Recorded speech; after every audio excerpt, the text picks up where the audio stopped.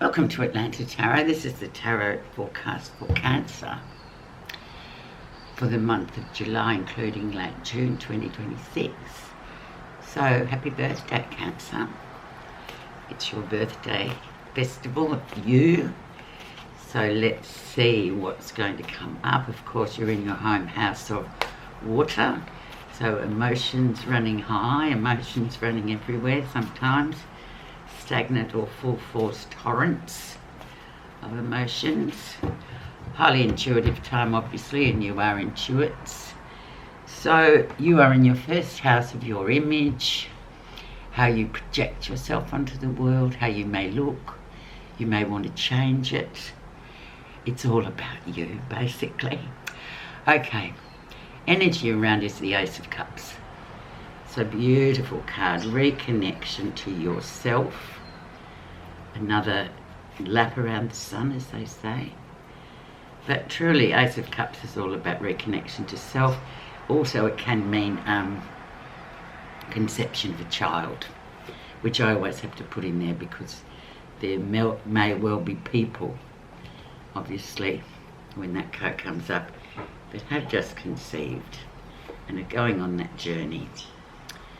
So let's see what our Ace of Cups, so beautiful energy for a birthday present actually. Reconnection with a friend perhaps, whether they be platonic or romantic, or it could be that you meet somebody that you just feel like, oh my God, I know this person, we just click. So it's that kind of energy. And it can also be about a project that you are wanting to launch and it's just like everything's in the right place to go ahead, because the aces are about new beginnings. Where you are right now, indecision, backing and forthing, using your mind instead of your soul. Make the decision and move forward, Cancer. This is, you know, a minor card, so it's about, it's not a massive decision, but it's something that you're kind of quavering about. You just, one day you think, yeah, I've got it. Next day it's like, no, I don't think so. So you've got to make the decision here. Now we're going to have a look and see what the challenger and the influencer says about this, and this marker will sort of always resonate with the whole reading. And we have the Queen of Wands. So creativity, speaking your mind, not caring what people say. Very much forward-moving energy with her, heavily female, obviously. But yeah, she just moves ahead with things, or maybe she's a person that'll say to you, just make the decision, will you? And move. Because there's lots of scope with Wands cards, because they are about forward-moving energy, positive energy, and all the rest of it. So there should be no reason why you dilly-dally any further with her energy sitting here for the whole reading. So it looks as though there's going to be a lot of movement and positive action this month.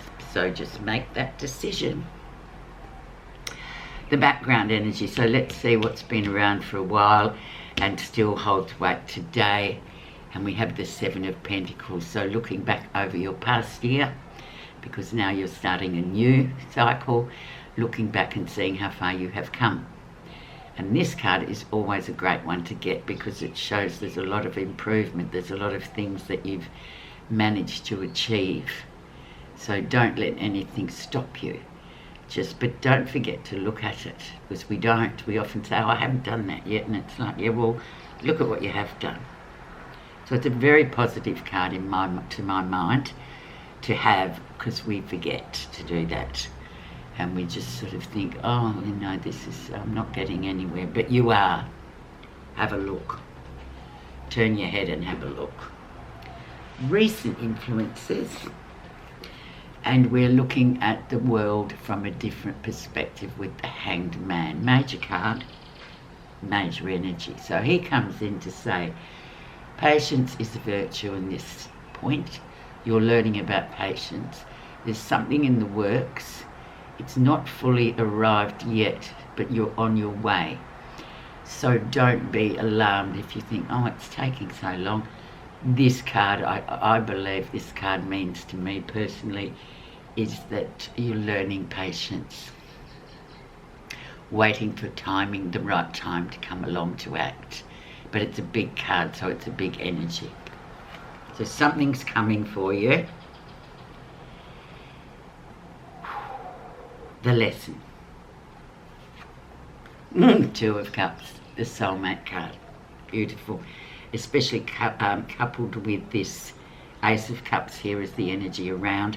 So yeah, very much soulmate energy, great energy. It also can pertain to projects that you may want to launch and you've finally settled upon, or a business agreement with somebody that you want to launch something with. And this card here sort of signals a green light, because there's a lot of like-minded stuff within the Two of Cups that you can move on with. And it's not to say that everything will go in a straight line, of course it won't, but the fact is that you both have that same intuitive realization of how things work in this world. Things go up and they come down, and then they go straight, and then it's everything everywhere all at once. Okay, so beautiful card is your lesson. Partners, platonic or romantic, just a really nice card to sort of validate how you are and what's going on with special sort of people, or as one special person, or a special project, near future. And then we have the Page of Cups. So we have a little, this can represent a child, a baby, a newborn, a newcomer into the family, but it can also highlight the fact of new connections coming in, new sparks with somebody, as we've got here with these other Two Cups cards. A new spark to build something new, but you've got to look after it. You can see the pages as seedlings that we need to grow into massive trees, but it all starts with the spark of the seedling. In this case, it is your emotions, your intuition. It's like a rebuild of that as well. If you've been using your head too much and not good for water signs, then it can say, well, go back to what you know, and that's how you feel about stuff. What's happening that you're not realising? Seven of Cups seems too good to be true. It probably is. Take off the rose-coloured glasses. You can have some of something, but not all. And especially with the emotion, more cups here. So just be on, excuse me, high alert for something that may be offered to you, or someone that may come in. Of course, we're all a bit flawed. We're all a bit this and that, but don't be expecting perfection, because that's a bit of a, well, it's a bit of a fantasy. Really, if we're talking about fellow human beings, there's nothing, nobody's sort of achieved that yet, have they, really? If you look around, there's always something. But things can look too good to be true. And this is just a sort of a flashing warning sign to say, yeah, everything's okay, but don't think you can have all of it all of the time, because you'll be disappointed.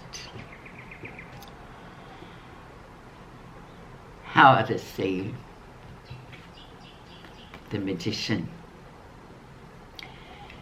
Potential and risk. So whatever it is you're planning or plotting to get off the ground, when we get the Magician, and he is the spirit messenger, it's sort of saying green light, yeah, we'll go ahead. But once again, as long as you realise there's lots of potential that you have, but then there's also risk along the way.